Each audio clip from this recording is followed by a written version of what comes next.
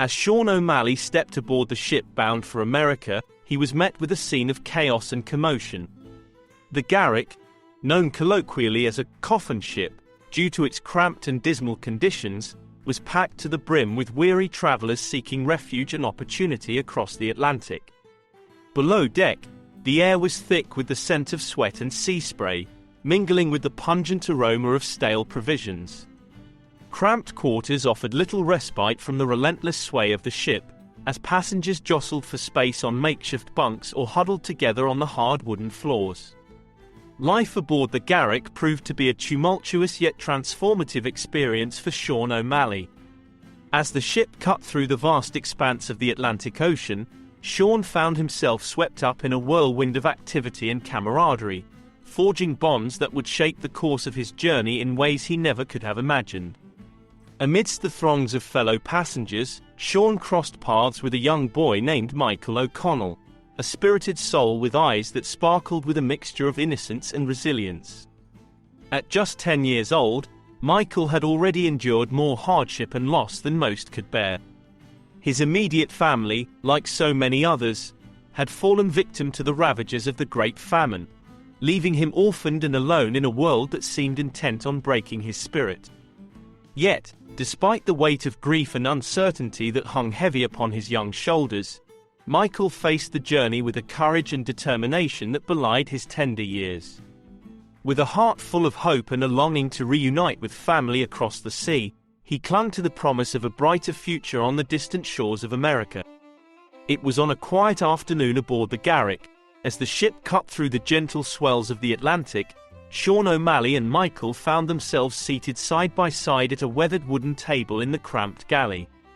Around them, the low murmur of conversation mingled with the rhythmic creaking of the ship's timbers, creating a soothing backdrop to the monotony of life at sea.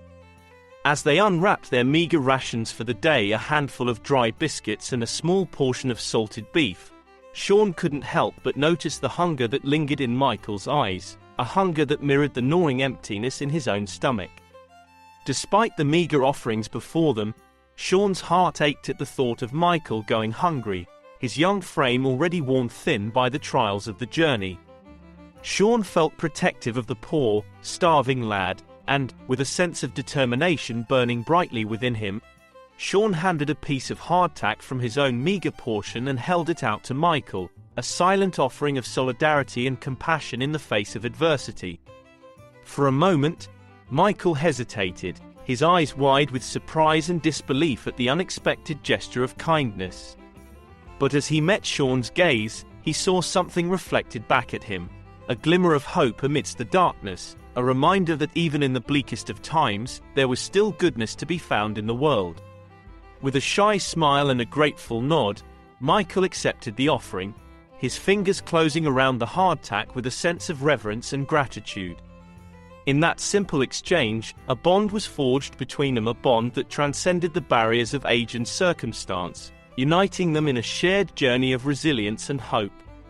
As they sat together in the quiet solitude of the galley, breaking bread and sharing stories beneath the watchful gaze of the ocean outside, Sean and Michael knew that they had found in each other not only companionship but also a source of strength and support that would carry them through the challenges that lay ahead. And as the ship sailed ever onward towards the distant shores of America, they took solace in the knowledge that no matter what trials awaited them on the horizon, they would face them together, bound by the unbreakable bonds of friendship and solidarity. Brought together by the shared bond of solitude and loss. In the cramped confines of the ship's quarters, they shared stories of their pasts and dreams for the future, finding solace and strength in each other's company amidst the vast and unforgiving expanse of the ocean. As the days turned into weeks and the horizon stretched out before them in an endless tapestry of blue, Sean and Michael stood side by side, united in the determination to overcome whatever challenges lay ahead. Together, they navigated the trials and tribulations of life aboard the Garrick, drawing courage and inspiration from the resilience of their friendship and the promise of a new beginning on the distant shores of America. For Sean and his fellow passengers, life aboard the coffin ship was a grueling test of endurance and resilience. Meager rations of dry bread and water provided scant sustenance, leaving stomachs perpetually empty and spirits flagging. Seasickness swept through the ranks like a plague, leaving many bedridden and weak. As the days stretched into weeks, the monotony of life at sea blurred into a ceaseless cycle of hardship and uncertainty. Storms lashed the ship with fury, sending towering waves crashing against its time-worn hull. Yet, amidst the chaos and despair, a sense of camaraderie emerged among the passengers, forged in the crucible of shared adversity. But the worst of the journey was yet to come. A shadow of illness began to descend upon the passengers of the Garrick. Typhus, a dreaded disease that thrived in the cramped and unsanitary conditions of the ship, spread like wildfire through the ranks, claiming victims with merciless efficiency.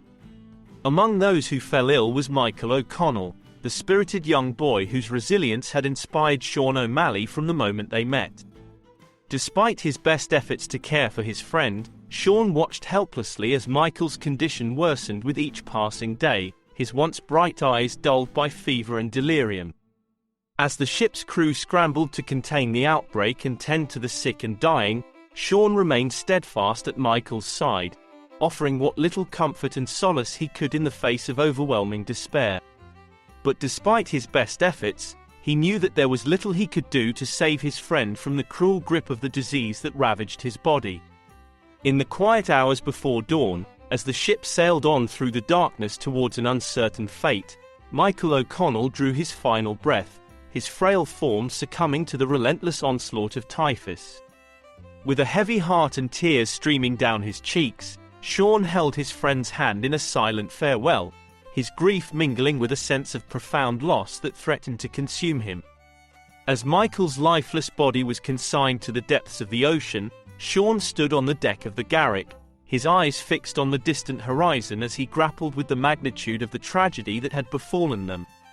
In the midst of the vast expanse of the Atlantic, surrounded by the vastness of the ocean and the unyielding march of time, he felt a profound sense of loneliness and isolation that echoed the emptiness in his heart.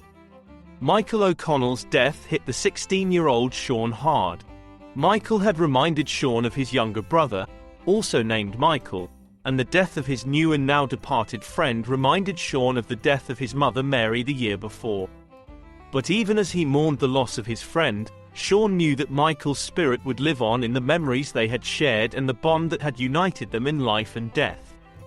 And as the ship sailed ever onward towards the distant shores of America, he vowed to honor Michael's memory by carrying on in his stead, drawing strength from the lessons he had learned and the love that had sustained them through the darkest of times. He had also promised the young boy before his passing to find Michael's uncle, James O'Connell, to let him know of the fate of that befell his poor nephew. Despite the hardships they faced, Sean and his fellow travelers clung to the hope of a better life awaiting them on the distant shores of America. With each sunrise that painted the horizon in hues of pink and gold, they found solace in the promise of a new beginning, determined to weather the storms that lay ahead and carve out a brighter future for themselves and their loved ones. As the ship carrying Sean O'Malley and his fellow passengers finally docked in the bustling port of Boston, a wave of anticipation swept through the weary travelers. After weeks of enduring the cramped confines and tumultuous seas of the Atlantic, the sight of solid ground beneath their feet was a welcome relief. As Sean stepped off the gangplank and onto the bustling quayside, he was met with a cacophony of sights and sounds that assaulted his senses. The air was alive with the shouts of dockworkers and the clang of metal against metal as cargo was unloaded from the ship. The bustling activity of the port was a stark contrast to the stillness of the ocean that had surrounded them for so long. Sean thought to himself, "There's probably work to be found here at the docks." Navigating through the throngs of people, Sean and his fellow passengers made their way towards the customs and immigration checkpoint, where they awaited inspection by officials tasked with ensuring their entry into the country. As Sean stood in line, his heart raced with a mixture of excitement and apprehension, the weight of his decision to leave Ireland and start anew in America pressing heavily upon him. After what felt like an eternity, Sean finally cleared customs and made his way out of the cavernous pavilion. Seeing the friends and family awaiting the disembarked passengers and carrying his and Michael's little bag of belongings and a small rocking horse that Michael's father had carved for him, Sean started calling for Michael's uncle, James O'Connell. James was nowhere to be seen, but as the ship arrived a day early, Sean would have to return again tomorrow to find him. Sean turned back again to the docks and asked one of the workers if there was work to be found.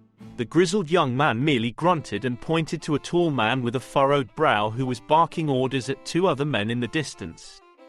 Sean approached the man, introduced himself, and quickly secured employment, after the man had a good look up and down the young Sean. As luck would have it, as the man was down a few men, not that he'd necessarily consider an Irishman otherwise. Jobs were plentiful, but not for most Irish in America. The man's name was Richard Gates, Sean's new boss at the docks.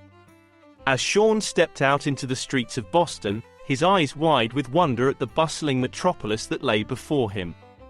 The sights, sounds, and smells of the city enveloped him, a vibrant tapestry of culture and opportunity that seemed to stretch out before him in all directions. With a sense of purpose driving him forward, Sean set out to explore his new surroundings, his footsteps echoing against the cobblestone streets as he took in the sights and sounds of his adopted homeland. The first few hours in Boston were a whirlwind of excitement and possibility, as Sean allowed himself to be swept up in the energy of the city and the promise of a new beginning. As he wandered through the bustling streets, Sean couldn't help but feel a sense of awe at the sheer magnitude of the world that lay before him. With each passing moment, he felt himself growing more and more confident in his decision to embark on this journey, determined to seize the opportunities that awaited him in this vibrant and dynamic city. As Sean O'Malley navigated the bustling streets of Boston in search of shelter, he found solace and support in the arms of his fellow Irish immigrants when he came upon an Irish pub and walked into the bar. Drawn together by a shared heritage and a common desire for a better life, the Irish had formed a tight-knit community that served as a beacon of hope amidst the unfamiliarity of their new surroundings. He ordered a Guinness and asked the barkeep, John, as he would later find out, if he knew of any boarding houses nearby. There were, and John suggested one run by a kindly Irish widow who took the young Sean in as one of her own. As the barkeep and Sean were talking, Sean told him that he had just found a job down at the docks. Upon this, John turned and called over another man whom he introduced as Liam, who was also a dock worker under Richard Gates' gang. 2 new friends, a place to stay, and a new job. Not bad for his first day in America, and a Guinness no less. Sean bid goodnight to his new friends at O'Sullivan's pub for the quaint boarding house located just a stone's throw away from the bustling docks. Peggy's a good woman, John remarked, his eyes twinkling with warmth and sincerity. As Sean left the bar, "She'll take good care of you, laddie." Sean set out into the cool night air, his footsteps echoing against the cobblestone streets as he made his way towards Peggy Mallory's boarding house. The journey was short but fraught with anticipation, each step bringing him closer to the promise of a warm bed and a welcoming hearth. And tomorrow, his first day at the docks. As he approached the boarding house, Sean's gaze fell upon the sturdy brick facade and flickering gas lamps that cast a soft glow upon the entrance. With a sense of trepidation mingled with excitement, he knocked and pushed open the door and stepped inside, his senses assailed by the comforting scent of home-cooked meals and the sound of laughter echoing through the halls. And there, standing at the threshold to greet him, was Peggy Mallory, a woman of strength and grace whose presence seemed to fill the room with warmth and light. With a gentle smile and a twinkle in her eye, Peggy welcomed Sean into her home, her voice laced with kindness and hospitality as she offered him a place to rest his weary head. But behind Peggy's warm demeanor lay a tale of hardship and resilience, a story that spoke to the depths of her character and the indomitable spirit that had carried her through life's trials and tribulations. Widowed at a young age when her husband, Francis, perished in Egypt on an ill-fated expedition with Henry Windsor Villiers Stewart, Peggy had been left to fend for herself in a world that seemed intent on testing her resolve. Yet, with unwavering determination and a fierce sense of independence, Peggy had forged ahead, seizing the opportunity presented to her by Francis's benefactor to start anew in America. With the tidy sum she had received, she had purchased the boarding house and transformed it into a haven for weary travelers and wayward souls, offering them not just a roof over their heads, but a sense of belonging and community in a world that often felt cold and unforgiving. And as Sean settled into his new home at Peggy Mallory's boarding house, he couldn't help but feel a sense of gratitude for the kindness and generosity of this remarkable woman who had opened her doors and her heart to him in his time of need. In Peggy, he had found not just a landlady, but a friend, a beacon of hope and compassion in a world that seemed increasingly dark and uncertain. As the clock struck 8, the gentle aroma of freshly brewed tea wafted through the halls of Peggy Mallory's boarding house, beckoning Sean and her other 4 boarders to gather in the cozy parlor for an evening of warmth and companionship. With a twinkle in her eye and a smile playing at the corners of her lips, Peggy welcomed her guests with open arms, her voice filled with warmth and hospitality as she invited them to join her for a cup of tea. As they settled into their seats around the crackling fire, Peggy began to regale her guests with tales of her late husband, Francis, and the ill-fated expedition to Egypt that had ultimately claimed his life. With a heavy heart and a sense of sadness lingering in the air, she spoke of Francis's passion for adventure and exploration, his dreams of uncovering ancient treasures and unlocking the mysteries of the past. But as Peggy's words turned to Henry Windsor Villiers Stewart, the man who had led and funded the expedition, her tone took on a note of reverence and gratitude.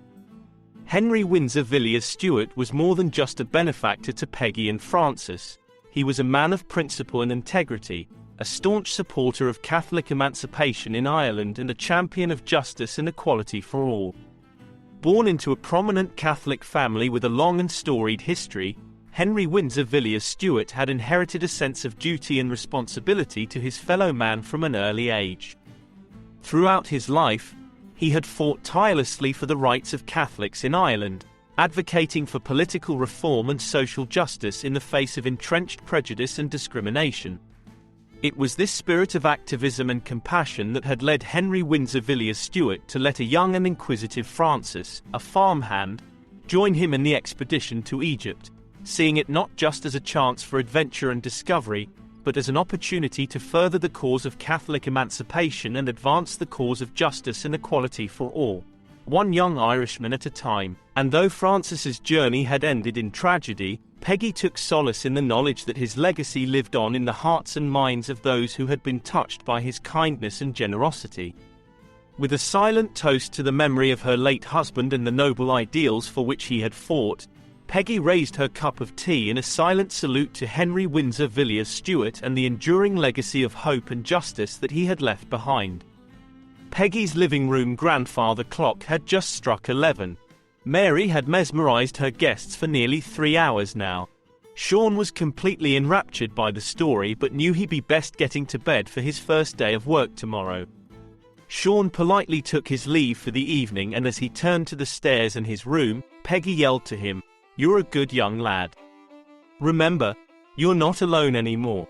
Sean stopped on the step, started to cry, ran down and gave Peggy a kiss on the cheek and ran back to bed.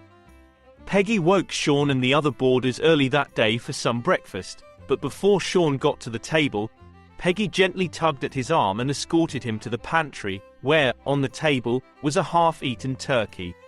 Peggy scolded Sean. "Now I know you're a good boy, Sean, and went straight to bed last night.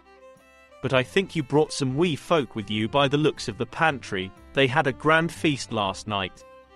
I woke to a commotion and saw one sitting at the table. As Peggy Mallory furrowed her brow in concern over the mysterious disappearance of her turkey from the pantry, Sean O'Malley couldn't help but feel a pang of guilt weighing heavily on his conscience. Could it be possible that a mischievous leprechaun had indeed stowed away in his bag of belongings from Ireland, as Peggy suspected? With a sense of trepidation, Sean took a deep breath and prepared to reveal the truth to Peggy, bracing himself for her reaction. "Miss Mallory," Sean began, his voice tinged with a mixture of apprehension and sincerity, "I believe I may have some insight into the matter of your missing turkey. You see, back in Ireland, I had the pleasure of befriending a group of leprechauns who resided near my village of Glenmore. They were mischievous little creatures, to be sure, but they meant no harm and often brought joy and laughter to our community. As Peggy's eyes widened in astonishment at Sean's revelation, he continued with a sense of urgency, eager to set the record straight. Now, I haven't seen a leprechaun in my rucksack, but it's entirely possible that one may have found its way into my belongings during my journey to America. They have a way of sneaking about undetected, you see. Taking a deep breath, Sean launched into the tale of the treaty that had been forged between the villagers of Glenmore and the king of the Kerry County leprechauns, the great Shannon Cormac himself, a wise and just ruler. When Glenmore had approached the king after a surge of distrust and commotion broke out between the two camps, with a promise of détente and a pact that had ensured peace and harmony between their two worlds for generations in perpetuity.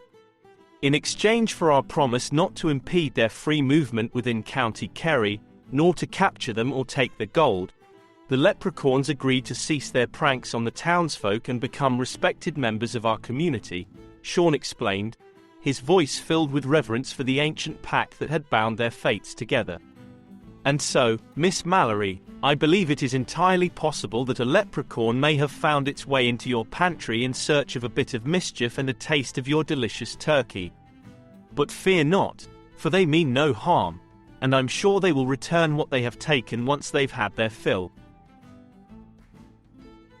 As Peggy listened intently to Sean's tale, a sense of wonder and awe washed over her, mingled with a newfound respect for the ancient traditions and customs of their homeland.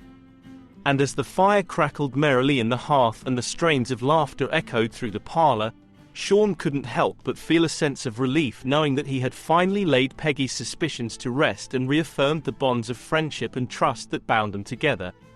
On his first day at the bustling docks of Boston, Sean O'Malley found himself thrust into a world of chaos and commotion, where the cacophony of shouts and the clang of metal against metal filled the air. It was a far cry from the quiet hills of County Kerry, but Sean embraced the hustle and bustle of his new surroundings with a sense of determination and resolve. As he made his way through the throngs of workers, Sean caught sight of his friend Liam, a fellow Irish immigrant who had arrived in Boston the year before him. Liam was a seasoned veteran of the docks, his weather-beaten face and calloused hands bearing testament to the trials and tribulations he had endured in his time in America. With a warm smile and a firm handshake, Liam welcomed Sean into the fold, offering words of encouragement and advice as they prepared to tackle the challenges of their new environment together. Sean felt a surge of gratitude for Liam's friendship, knowing that he would need all the support he could get in the days and weeks ahead. But their camaraderie was soon overshadowed by the presence of Luther, a grizzled young man with a chip on his shoulder and a fierce disdain for immigrants, especially those of Irish descent. Sean had encountered Luther the day before, when he had mustered the courage to ask him for work, only to be met with a cold glare and a dismissive grunt.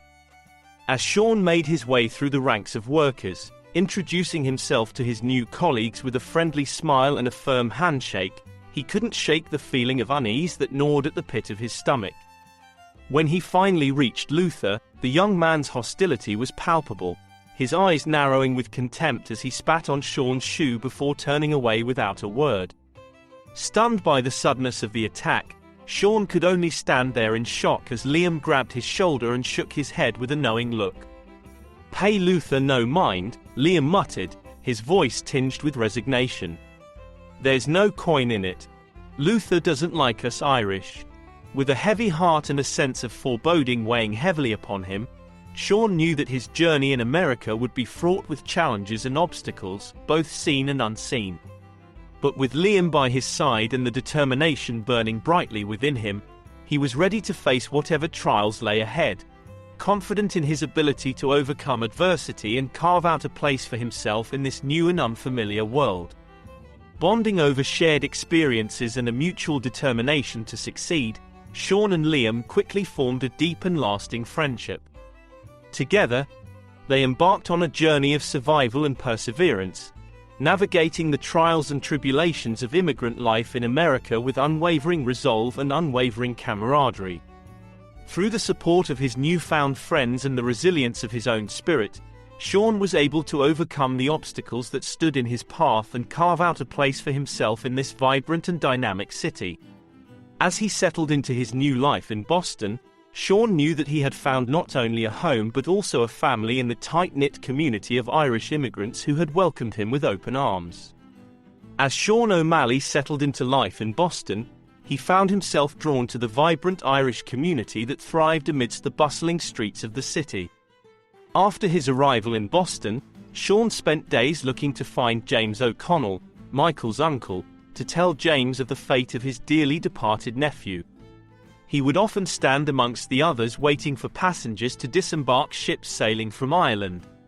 He also inquired at some local pubs, and with Peggy, serendipity would reward him as he entered the Irish Aid Society that night. It was at an Irish Aid Society gathering, held in a grand hall adorned with green and gold decorations, that he first laid eyes on the captivating Bridget Sullivan, a vision of beauty and grace who stole his heart with a single glance. Their meeting unfolded amidst a flurry of activity and laughter, as Sean stumbled awkwardly into Bridget's path while attempting to balance a tray of steaming cottage pie, his favorite dish, and a frothy pint of Guinness as another guest bumped into him, causing him to drop his plate and lightly step on Bridget's right foot. With a sheepish frown and a twinkle in his eye, he apologized profusely for his clumsiness, his cheeks flushed with embarrassment as Bridget's laughter rang out like music in his ears. "No harm done, lad," Bridget replied with a warm smile, her eyes sparkling with amusement as she reached out to steady the tray in Sean's trembling hands. "You must be new around here. I haven't seen you at any of our gatherings before." With a nervous chuckle, Sean nodded, his heart racing with excitement at the prospect of getting to know this enchanting woman who had captured his attention so completely. "That I am," he admitted, his voice tinged with a hint of Irish charm. "Just arrived from the old country about a month ago. Still finding my way around these parts, your foot notwithstanding." He offered to get another plate of cottage pie for himself and Bridget, and she accepted. As they chatted animatedly amidst the throng of fellow revelers, Sean felt a sense of kinship and connection blossoming between them, a bond that transcended the boundaries of time and space and drew them together with an irresistible force. And as the evening wore on and the laughter flowed freely, Sean couldn't help but feel as though he had found a kindred spirit in Bridget Sullivan, a soulmate whose presence illuminated his world with warmth and joy. Bridget Sullivan's journey to Boston was a tale of resilience and determination, fueled by the hope of a brighter future in the land of opportunity. Originating from the verdant landscapes of County Cork, Bridget ventured across the Atlantic Ocean seeking better prospects, leaving behind the familiarity of her homeland for the bustling streets of Boston. Arriving in the city several years before Sean's arrival, Bridget, 18 that night she had met Sean, encountered the harsh realities of immigrant life, yet she refused to yield to adversity, taking on various jobs to sustain herself in the unfamiliar urban landscape. Despite the challenges she faced, Bridget drew strength from her familial connections within the Irish community, particularly her uncle, James O'Connell, a respected figure known for his unwavering support of fellow immigrants. James had been a guiding light for Bridget, offering both practical assistance and invaluable wisdom as she navigated the complexities of life in Boston. She had taken up residence with James upon arrival to Boston. It was through James that Bridget had become involved with the Irish Aid Society, finding solace and camaraderie in the gatherings that brought together members of the Irish diaspora. And so, amidst the flickering candlelight and the strains of traditional Irish music, Sean and Bridget embarked on a journey of love and laughter, a journey that would take them to the very depths of their hearts and beyond, where their souls would intertwine in an eternal dance of passion and devotion. And as they shared their hopes and dreams beneath the starry sky, Sean knew in his heart that he had found the love of a lifetime in the arms of the enchanting Bridget Sullivan. As Sean and Bridget exchanged stories and shared memories of the shared homeland, the conversation inevitably turned to Sean's connection with James and his search for the revered figure within the Irish community. With a sense of serendipity hanging in the air, Sean's quest for information intertwined with Bridget's own journey, setting the stage for a blossoming romance that would transcend the boundaries of time and circumstance. And as they delved deeper into the shared history, Sean and Bridget discovered that their meeting was not merely a chance encounter but rather a twist of fate that would shape the course of their lives forever. The chance encounter that night of Sean and Bridget changed the trajectory of both of their lives. As the evening air grew crisp and cool, Bridget Sullivan extended a gentle invitation to Sean O'Malley, inviting him to accompany her on the walk home and meet her uncle, James O'Connell. With a mixture of excitement and nervous anticipation coursing through his veins, Sean eagerly accepted, his heart fluttering with the prospect of getting to know Bridget's beloved family member. As they strolled through the dimly lit streets of Boston, their footsteps echoing against the cobblestones, Sean and Bridget exchanged stories and shared laughter, their conversation flowing effortlessly as they forged a deeper connection with each passing moment. Sean found himself captivated by Bridget's infectious energy and warmth, his admiration for her growing with each step they took together. As they approached the modest brick building that Bridget called home, Sean's heart raced with anticipation, his nerves tingling with excitement at the prospect of meeting James O'Connell, a man whose reputation preceded him as a pillar of the Irish community in Boston. Stepping through the doorway, Sean was greeted by the warm glow of lamplight and the sound of muffled voices drifting from the parlor. Bridget led him into the cozy room, where James O'Connell sat by the fireside, his weathered features illuminated by the flickering flames. With a warm smile, Bridget introduced Sean to her uncle, her voice filled with pride and affection as she spoke of the man who had been a guiding light in her life. Sean's eyes met James's, and in that instant, he felt a sense of kinship and respect wash over him, an unspoken bond forged in the shared experiences of their Irish heritage. As they settled into conversation, Sean recounted the story of his journey to America and his encounter with Bridget at the Irish Aid Society, his words painting a vivid picture of the trials and tribulations he had faced along the way. But as Sean relayed the tale of his search for James, his voice faltered, and his eyes filled with tears, his emotions raw and unguarded as he told James of the fate of his beloved nephew, Michael, who had passed away on the Garrick before Michael had ever the opportunity to meet his new homeland, America.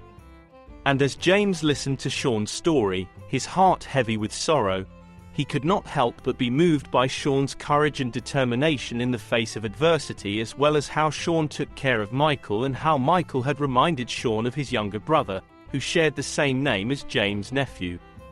James reached out a comforting hand, offering Sean words of encouragement and support, his voice filled with compassion and understanding. In that moment, as Sean looked into James's eyes, he knew that he had found not just a friend, but a mentor, a wise and compassionate soul whose guidance would help him navigate the challenges of immigrant life in America. And as they shared a heartfelt embrace, Sean felt a sense of gratitude wash over him, knowing that he had found a home and a family in the warm embrace of Bridget Sullivan and her beloved uncle, James O'Connell. It wasn't long before Bridget and Sean were wed, a few months to be exact. Sean was 17 now and had saved enough money for Sean's family to come to America for the auspicious wedding. Sean's father, Patrick, and his younger brother, Michael, made the journey, while his younger sister, Catherine, was married some months before and was with child. Sean's sister Annie was another victim of the Great Famine, much like Sean's mother Mary before her. Sean had scrimped these many months, but it was not enough to save the fate of Annie or his beloved Glenmore. Thankfully, Patrick and Michael would be immigrating to America and would be staying with James, Bridget, and Sean in James' modest but well-appointed brownstone. James had even offered Sean a desk job at his small bookstore, which would prove to be a salvation to the erstwhile and avid reading Sean. The Catholic wedding of Sean and Bridget was a joyous celebration of love and unity, a testament to the enduring bond that had blossomed between them amidst the trials and tribulations of immigrant life in Boston. Set against the backdrop of Holy Cross, the grandeur of the church echoed the magnitude of the love that Sean and Bridget shared, a love that had transcended time and distance to unite them in holy matrimony. As they exchanged vows before their family and friends, Sean and Bridget stood hand in hand at the altar, their hearts overflowing with happiness and gratitude for the journey that had brought them to this sacred moment. With tears of joy glistening in their eyes, they pledged their love and devotion to one another, promising to cherish and support each other through all the days of their lives. Among the guests gathered to witness their union were Liam, James O'Connell, and Sean's father, Patrick, and brother Michael, each one offering words of blessing and encouragement as Sean and Bridget embarked on this new chapter of their lives together. Even Richard Gates, Sean's former boss at the docks, had set aside his differences to attend the wedding, a gesture of reconciliation and goodwill that spoke volumes about the power of love to bridge divides. But amidst the joy and celebration, there were some notable absences. Luther, the grizzled labourer who harboured a deep-seated hatred for the Irish. Despite being invited to the wedding, Luther had chosen to stay away, his bitterness and prejudice casting a shadow over the joyous occasion. Other absences were felt more keenly. Sean's friend Michael, who passed away on the journey to America, and Sean's younger sister Annie, as well as Sean's mother, Mary. They were there in spirit amidst the joy and sorrow that filled Sean's heart that day. Before they left the church for the reception, Sean had stolen a moment to light candles for Michael, Annie and his beloved mother, Mary. She was sure to be offering Sean and Bridget her blessings and love from heaven. Sean offered them a prayer and looked up to heaven with a tear in his eye and a smile on his face. This was certainly the end of one journey and the beginning of another. Following the ceremony, the newlyweds and the guests made their way to O'Sullivan's. Sean and Bridget knew that their love was a bond that could withstand any obstacle, a beacon of light shining brightly in the darkness, guiding them on their journey through life together. Amidst the lively music and raucous laughter, they raised their glasses in a toast to love and happiness, savoring the warmth and camaraderie of their friends and family gathered around them. A second toast was offered in honor of the guests who shared this moment with the bride and groom. A third was offered for one who could no longer share the warmth of those in attendance, for Sean's mother Mary. Sean openly cried upon raising the glass and Bridget hugged her new husband. "We'll keep Mary's tale alive when we have children of our own," she told Sean, which allowed a smile on his face as they embraced once more with a kiss. Slauncher,